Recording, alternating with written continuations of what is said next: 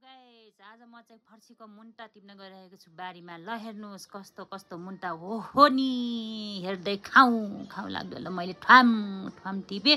तपाईहरु पनि खानुहुन्छ भने आउनुहोस् है। धेरै बारीमा लगाएर धेरै खान पाइन्छ भन्ने हैन नि हजुर। ल हेर्नुहोस् मैले एउटा सानो एउटा घरेरीमा लगाएको फर्सी हो, तर मैले छर छिमेकलाई दिएर पनि आफूले कतिचोटि खाएर पनि छरछिमेकीलाई दोहोऱ्याएर तिराएर दिँदा पनि अझै मैले फर्सीको मुन्टा खाइरहेको छु। अनि फर्सीको मुन्टा सिजनमा कहिल्यै पनि अमन नहुने रहेछ। मलाई त अमन हुँदैन, हजुरहरूलाई चाहिँ हुन्छ कि हुँदैन हैन, मलाई चाहिँ अमन कहिल्यै भएन। अनि तपाईहरुलाई कस्तो लाग्छ? मलाई चाहिँ एकदमै फर्सीको मुन्टा घिउ हालेर मेथी र जिरा पड्काएर खोर्सानी पड्काएर, ओहो अझ डल्ले खोर्सानी, अझ ओरिजिनल है, फेरि डुप्लिकेट हैन, ओरिजिनल पटङ टङ टङ टङ टङ पड्काएपछि त यति मिठो हुन्छ, यति मिठो हुन्छ नि मुन्टा त ओहो।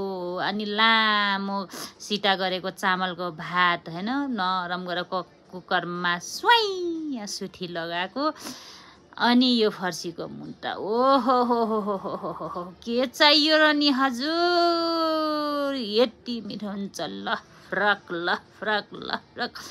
म त यति खाइदिन्छु आमामामामा। तपाईहरुलाई चाहिँ कस्तो लाग्छ? मलाई चाहिँ साह्रै मिठो लाग्छ। तपाईहरुले चाहिँ कसरी पकाउनुहुन्छ फर्सीको मुन्टा? मैले चाहिँ घिउ हालेर पकाउने गरेको छु।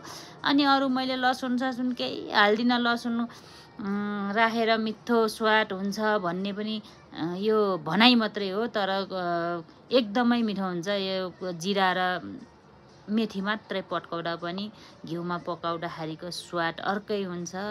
हिजो अस्ति बा आमाको काखमा बस्दाखेरि घिउ कसले खान्छ, छ्या गन्नायो हेन टेन भनिन्थ्यो। अब अहिले घिउमा पकाएको फर्सीको मुन्टा कति मिठो हुँदो रहेछ।